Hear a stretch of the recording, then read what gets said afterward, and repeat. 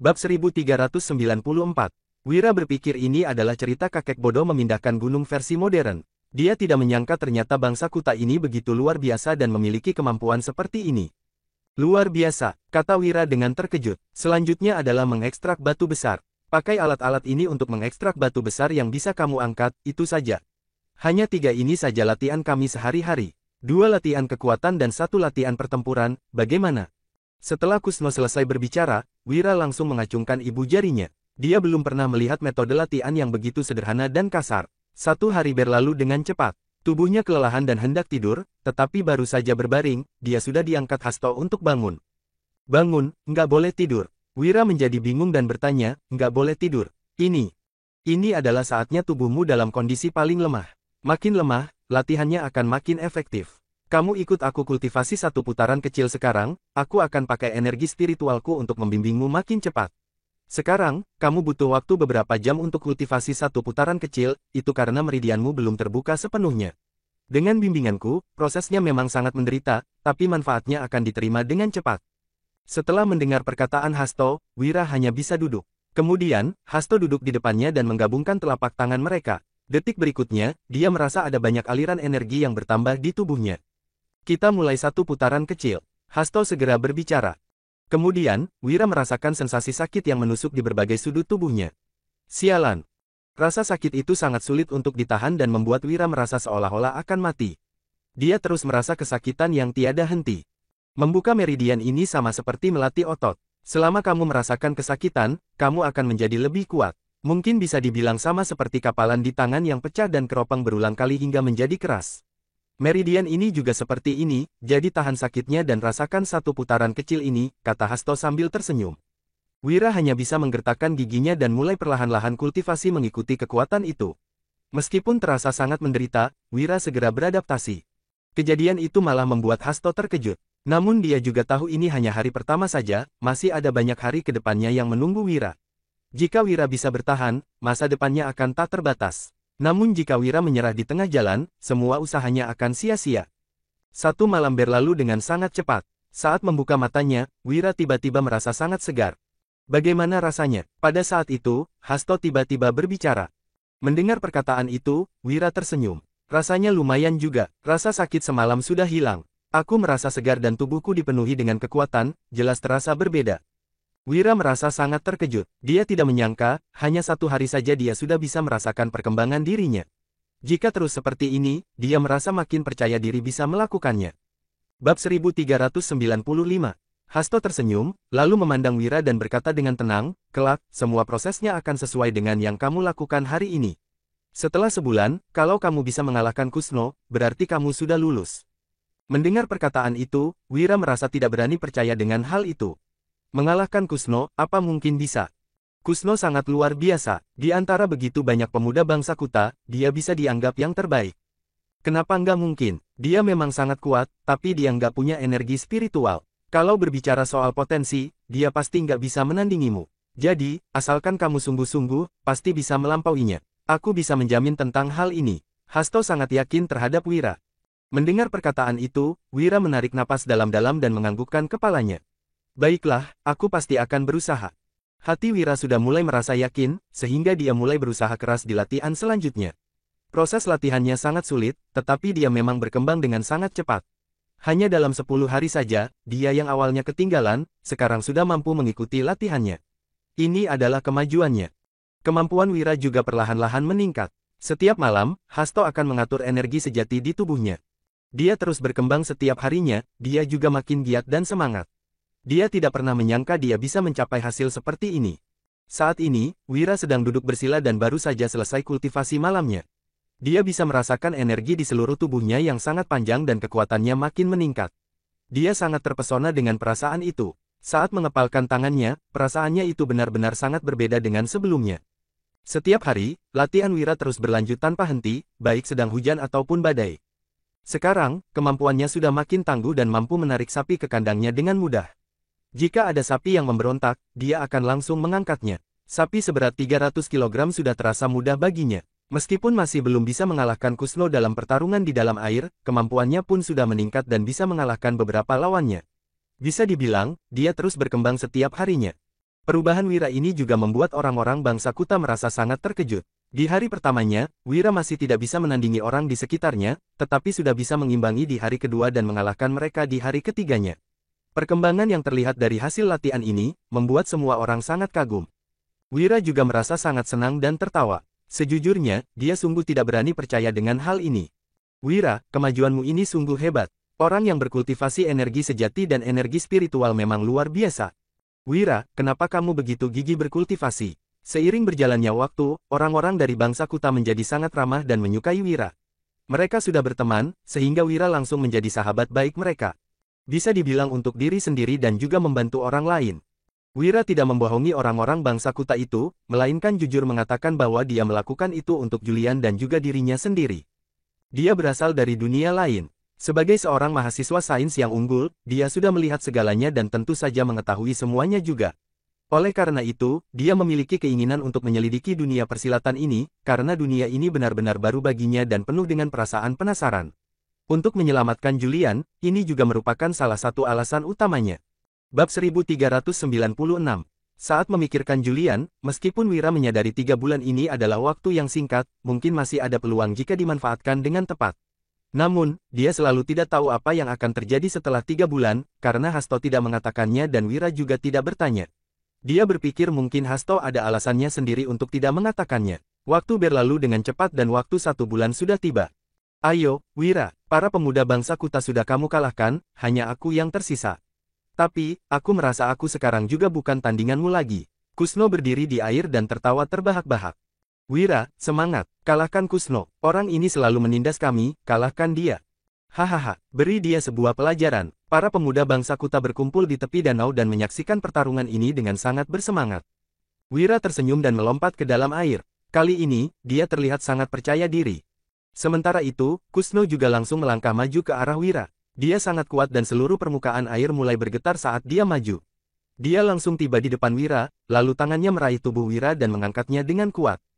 Namun, Wira hanya mendengus dan tiba-tiba menarik napas, sehingga kekuatan Kusno yang besar juga tidak bisa mengangkatnya dan ekspresi Kusno pun langsung berubah. Hehe, Wira tersenyum, lalu meraih lengan Kusno. Hanya sekali tarikan dari Wira saja, Kusno bisa terasa kekuatan Wira yang besar dan membuatnya langsung terhuyung. Saat ingin melawan, dia menyadari kekuatannya sudah tidak bisa melawan tarikan Wira lagi. Tubuhnya langsung dilempar Wira sejauh 10 meter. Dia tentu saja tidak akan terluka saat berada di dalam air, tetapi dia tetap terkesan dengan kejadian itu. Nggak bisa lagi, aku juga nggak bisa mengalahkanmu. Wira, aku kagum. Hanya 1 bulan saja, kamu sudah berkembang begitu cepat. Sejujurnya, kamu membuat kami malu, kata Wita sambil tertawa terbahak-bahak dan mendekati Wira dengan sangat kagum. Aku bisa kultivasi energi sejati, jadi aku baru bisa punya kekuatan ini. Kalau bukan karena energi sejatiku, aku nggak mungkin bisa menandingi kalian, kata Wira dengan tergesa-gesa sambil melambaikan tangannya. Enggak, Wira, yang kami kagumi bukan hanya kekuatanmu, tapi lebih kagum dengan ketekunanmu. Selama latihan sebulan ini, kami memperhatikan kamu memang sungguh luar biasa, bahkan aku juga kagum. Ketekunanmu ini akan bersinar dan membara setiap saat, itu maksudku. Apa yang dikatakan Kusno memang benar.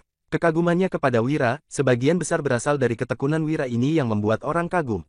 Wira tersenyum. Hasil dari latihan selama sebulan ini memang luar biasa.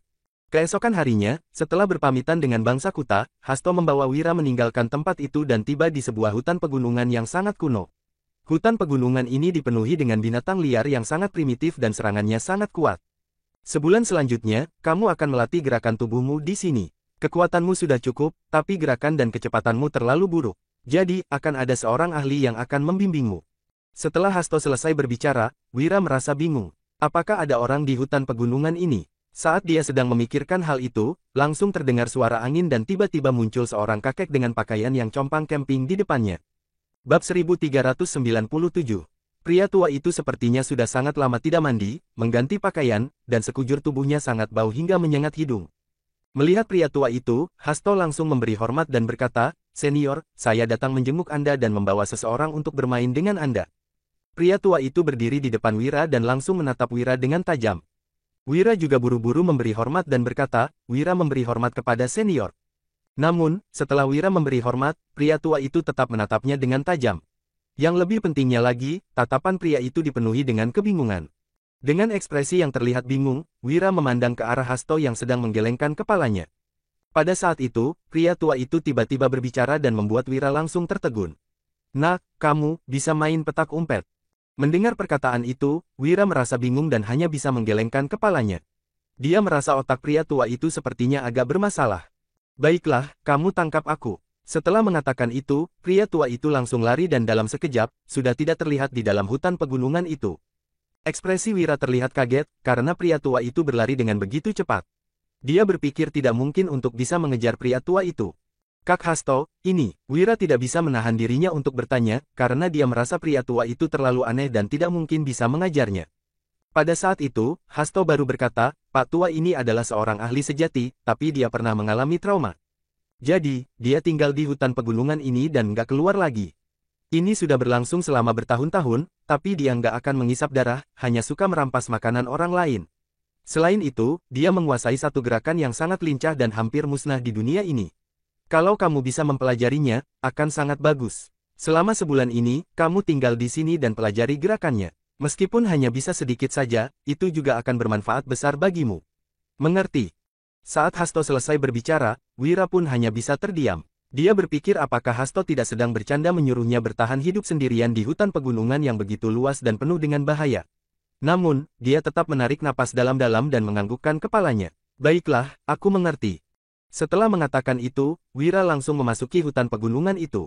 Di dalam hutan pegunungan ini, terdapat berbagai binatang aneh dan ada beberapa yang sangat ganas. Dia memutuskan untuk mencari tempat berlindung terlebih dahulu. Dia mengeluarkan pisau lipat yang selalu dibawanya dan langsung mulai menebang kayu untuk membuat podoknya sendiri. Podoknya tentu saja harus aman, sehingga dia memutuskan untuk membuatnya tergantung di atas pohon agar terhindar dari serangan binatang liar saat tidur. Setelah bekerja seharian penuh, Wira berhasil membuat sebuah pondok kecil yang cukup untuk dia tidur dan tergantung di atas pohon besar. Pada saat itu, perutnya juga mulai lapar. Meskipun dia tidak tahu di mana pria tua gila itu berada dan hendak pergi mencarinya, dia tetap harus mengenyangkan perutnya terlebih dahulu. Setelah memikirkan itu, dia langsung mulai berburu di hutan itu. Wira menahan napasnya dan bergerak dengan pelan. Setelah berjalan beberapa saat, dia melihat seekor kelinci yang sedang makan rumput. Dia tersenyum dan segera melemparkan pisau lipatnya. Dalam sekejap, kelinci itu tertangkap. Dia tidak membawa banyak bahan makanan, hanya ada sedikit bumbu untuk memanggang yang selalu dibawanya. Namun baginya, itu sudah cukup. Wira langsung membuat api, lalu mulai memanggang dengan menaburkan sedikit bumbu dan bersiap untuk makan. Namun pada saat itu, terdengar suara angin dan tiba-tiba muncul seseorang di hadapannya. Dalam sekejap, orang itu langsung merampas kelinci panggang di tangannya, tanpa memberinya waktu untuk berpikir. Bab 1398. Wira menjadi bingung saat melihat gerakan pria tua itu begitu cepat. Dalam sekejap mata, kelinci panggangnya sudah diambil. Dia ingin merebutnya kembali, tetapi pria tua gila itu langsung menggigit kelinci itu. Hanya dengan beberapa langkah ringan saja, pria tua itu sudah berlari hingga beberapa meter jauhnya. Kecepatan pria tua itu benar-benar membuatnya terkesan, terutama gaya langkahnya yang aneh dan agak unik. Memang terlihat aneh, tetapi kecepatannya sangat luar biasa, seolah-olah hanya terlihat bayangan saja saat pria tua itu berada di depannya. Keahlian yang bagus. Kalau bisa menguasai gerakan ini, bukankah aku akan menjadi tak terkalahkan? Wira merasa sangat terkesan dan akhirnya mengerti juga mengapa Hasto membawanya ke sini. Awalnya, Hasto melatih fisiknya hingga memperoleh kekuatan yang luar biasa, tetapi gerakannya menjadi terlalu kaku. Meskipun sangat kuat, serangan juga harus bisa mengenai lawan. Jika tidak bisa mengenai lawan, kekuatan itu juga tidak berguna. Oleh karena itu, yang Wira butuh sekarang adalah kecepatan. Dia berpikir jika dia bisa menguasai kecepatan ini, dia tentu saja akan mendapatkan kesempatan untuk mengalahkan musuh. Logika yang mengatakan hanya yang cepat yang tak terkalahkan di dunia bela diri ini memang benar. Dengan perasaan kagum itu, Wira menyipitkan matanya dan perlahan-lahan mendekati pria tua gila itu, lalu berkata sambil tersenyum, "Itu. Pak tua, gerakan Anda begitu cepat, sungguh luar biasa. Bisakah Anda mengajari saya?" Wira tahu keadaan mental pria tua itu tidak stabil, sehingga dia berencana untuk menyanjung pria tua itu sebentar. Namun, saat mendengar perkataan itu, pria tua gila itu langsung tersenyum dingin. "Kamu pikir aku anak kecil yang berusia 3 tahun? Sungguh lucu." Setelah mengatakan itu, pria tua itu segera pergi dan langsung menghilang tanpa jejak. Wira menjadi bengong, karena dari perkataan terakhir itu, pria tua itu tidak seperti orang gila. Apakah pria tua itu hanya menipu orang saja dan sebenarnya pria tua itu adalah orang normal? Dia tidak mengerti pemikiran pria tua itu. Namun, hari sudah malam, sehingga dia tidak bisa berburu lagi dan terpaksa tidur dengan perut kosong. Keesokan paginya, Wira segera keluar untuk mencari makanan. Dia adalah orang yang pintar juga, sehingga dia mencari beberapa buah liar untuk menahan rasa laparnya terlebih dahulu. Wira menyadari pria tua itu bisa menemukan keberadaannya, kemungkinan karena pria tua itu terus diam-diam mengawasinya. Selain itu, kelinci panggangnya yang terlalu wangi, sehingga tercium oleh pria tua itu. Oleh karena itu, dia pergi berburu dan langsung mendapatkan seekor rusa liar yang begitu besar. Dia tidak mungkin membawa rusa itu kembali, sehingga dia langsung memanggangnya dan wanginya perlahan-lahan menyebar. Dia tersenyum saat berpikir ada begitu banyak daging dan pria tua itu pasti akan menyisakan sedikit untuknya. Namun pada saat itu, pria tua gila itu benar-benar muncul dan langsung merampas seekor utuh rusa liar itu. Seekor rusa liar yang beratnya 200 kg itu digendong ke samping oleh pria tua itu dengan mudah dan mulai untuk memakannya. Pak Tua, dagingnya begitu banyak, tolong sisakan sedikit untukku. Aku mohon tolong sisakan sedikit untukku. Wira hampir menangis. Pria tua itu terlalu kejam, malah merampas seekor utuh rusa itu. Namun, pria tua itu hanya memandang Wira dan berkata, "Anak muda, siapa kamu? Kalau ingin makan daging panggang, kenapa kamu nggak membelinya sendiri? Aku yang membeli daging ini." Pria tua itu berbicara dengan ekspresi serius, seolah-olah dia benar-benar membeli daging itu. Wira tertegun sejenak. Dia berpikir jelas semalam pria tua itu terlihat normal, mengapa pagi ini menjadi bingung lagi. "Pak Tua, saya yang memanggang rusa ini, bisakah sisakan satu paha untuk saya?" Bab 1399. Wira berbicara dengan sangat kesal, tetapi pria tua gila itu sama sekali tidak memedulikannya dan langsung menghilang bersama rusa panggang itu. Dia sangat ingin menangis, tetapi dia akhirnya memiliki sebuah rencana untuk menghadapi pria tua itu juga. Selanjutnya, dia hanya akan memanggang sedikit daging buruannya saja, dia ingin lihat apakah pria tua itu masih bisa langsung merampas semuanya. Wira merasa tak berdaya dan hanya bisa terus berburu. Dia akhirnya berhasil menangkap seekor ayam liar, lalu membersihkannya dan memanggangnya. Dengan cerdas, dia memotongnya menjadi potongan kecil dan memanggangnya. Selain itu, dia juga membuat 7 atau 8 api unggun dengan sepotong ayam panggang di atasnya. Dia tidak percaya pria tua gila itu bisa langsung merampas semua daging itu di depan matanya. Tak lama kemudian, ayam panggangnya sudah matang dan wanginya pun mulai menyebar. Tanpa banyak bicara, dia bersiap untuk mengambil dagingnya. Siapa sangka, pria tua gila itu tiba tepat pada waktunya dengan rusa panggang yang sudah termakan setengah di tangannya. Namun, dia langsung meletakkan rusa panggangnya di depannya dan mulai merampas daging ayamnya. Wira juga berusaha menghentikan pria tua itu dengan seluruh kekuatannya, tetapi hasilnya membuatnya sangat marah. Pria tua itu malah merampas semuanya dan tidak menyisakan satu pun untuknya. Hal ini membuatnya sangat marah dan ingin menangis, karena berpikir pria tua itu terlalu kejam dan menyisakan sedikit pun untuknya.